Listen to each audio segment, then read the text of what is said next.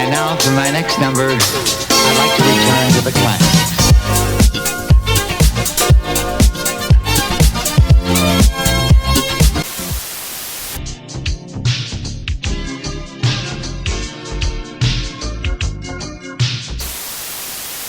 Hello everyone, it's been a while, but I got a great video for you today.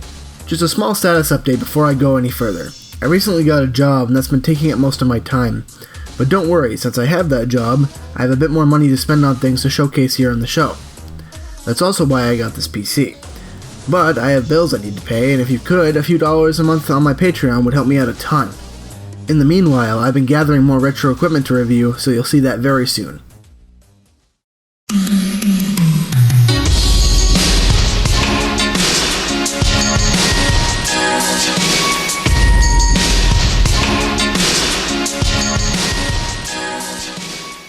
For this PC, I wanted to make it look very minimal.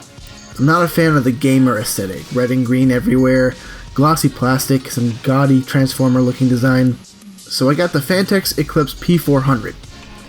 It's got a tempered glass side panel and a great looking power supply basement, so I can show off all my parts without showing my less than perfect cabling. For the motherboard, I got the Asus Strix B350F. I was looking at some higher cost X370 boards, but nothing they offered me really piqued my interest. They were all much higher in price for the color neutral aesthetic ones I was going for, and they gave me no exclusive features that were useful to me.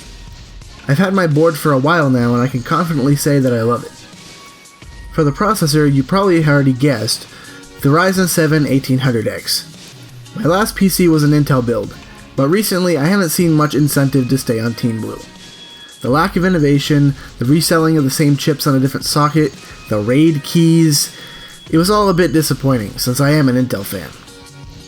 So naturally, I was a bit hesitant at first to pick an AMD product as my processor, with good reason. The FX processors were downright garbage. They were power inefficient, and they gave off so much heat that you could cook an egg on the side of your case. But with Ryzen, it looks like AMD has really gotten back into the game.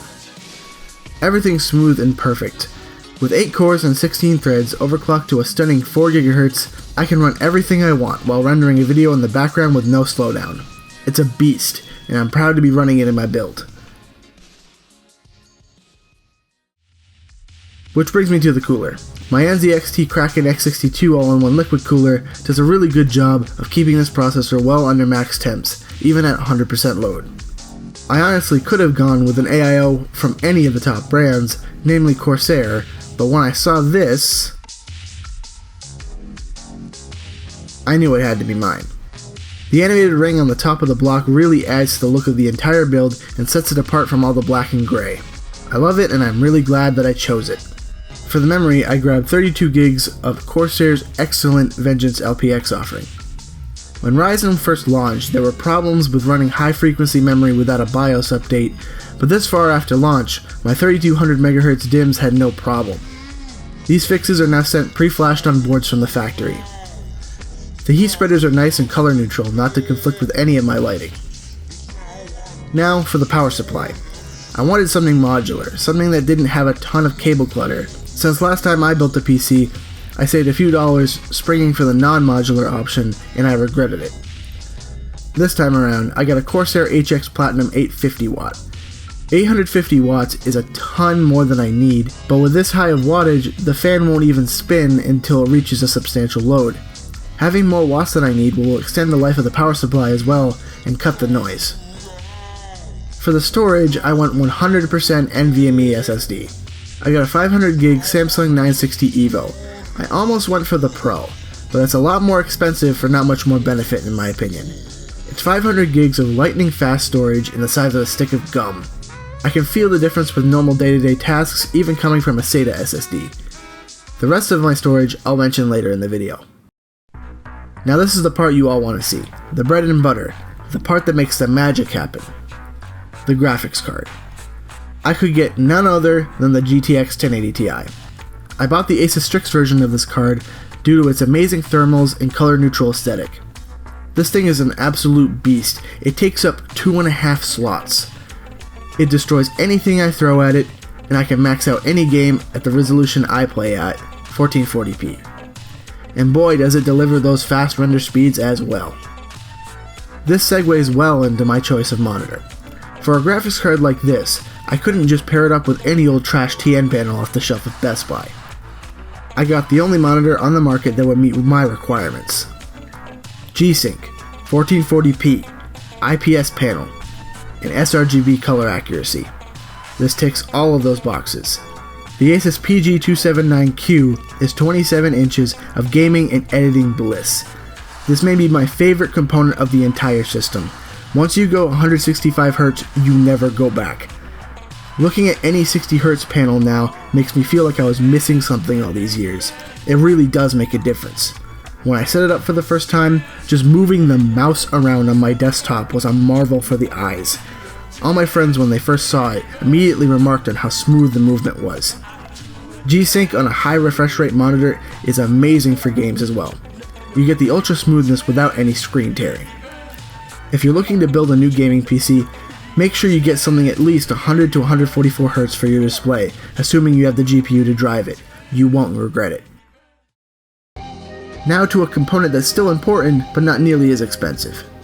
My choice of keyboard was a Cooler Master Master Keys Pro S. This was another one of those things that was the only thing on the market that met my specs. I wanted a 10 keyless mechanical keyboard with Cherry MX brown switches with per key RGB lighting. This is the only keyboard on the market that fits those three criteria at the time of filming. It's a great keyboard, I love the cherry brown switches, and the satisfying clack of the keys makes it fun to type on. The 10 keyless design lines up my shoulders while I'm typing so I don't have nearly as much pain after long use. Now back to my storage solution. You're probably thinking, how am I going to fit all of my footage, my projects, my game library, and everything else on that one 500GB SSD? You may have also seen this card below my graphics card that I didn't mention. That's a 10GB network card. Along with my new PC, I built a 12TB file server. 4 3TB WD-RED NAS hard drives running in software RAID. I have it so if one of these hard drives dies, I can replace it and not a single byte of data is lost. I run FreeNAS, a free OS that uses the ZFS file system to store your data. This network cable is directly attached to my file server, so I can get 10GB network speeds between the file server and my PC. This translates to faster speeds than an internal hard disk. Blazing fast speeds for much cheaper than 7TB of SSD storage. You notice I said 7TB and not 12. Like I said, the server allows me to keep it running without data loss even if one hard drive fails. The loss of space is allocated to redundancy, allowing this feature to work. If you like a video on just a file server, mention it in the comments below. Now this video wouldn't be complete without some benchmarks and gameplay. You won't be able to see the amazingness of the smooth display since I upload all of my videos in 30fps. Even in 60fps, you wouldn't be able to see the effect either. But I can still show you how great the numbers and the graphics are.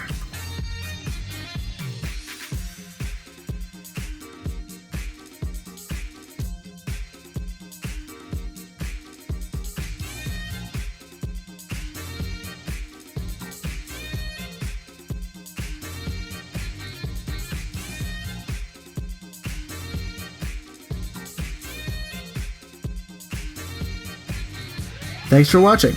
If you enjoyed my video, drop a like or a comment below. Or if you're not already, subscribe to my channel for more content. Also, there's always my Patreon if you have a bit of money that you wouldn't mind sending my way.